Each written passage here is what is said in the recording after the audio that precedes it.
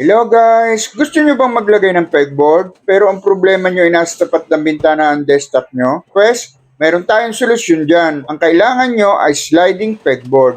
At yan papakita ko sa video to. Panoorin nyo guys!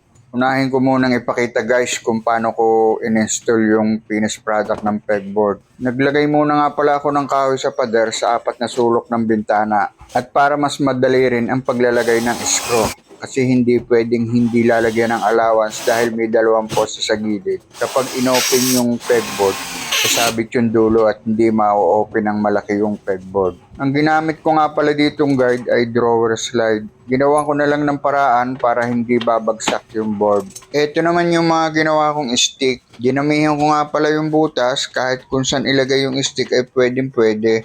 Ang purpose nga pala nito kung bakit siya sliding ay para kung gusto mong buksan yung bintana ay pwedeng pwede. Hindi kasi pwedeng saraduhan yung bintana ng permanente. Kasi kailangan din natin ang hangin lalo na kung biglang nawala ng kuryente. At ito nga yung ginawa kong shelves, 3 piraso. Pwede ring ipaglipat-lipat yan, depende kung saan mo gusto at kung saan kakasyang ilalagay. O ayan guys, sana'y nagustuhan nyo at nakakuha kayo ng idea. At kung gusto nyo namang mapanood ng buo kung paano ko ginawa ang processing nito, ipagpatuloy nyo lang ang panonood ng video.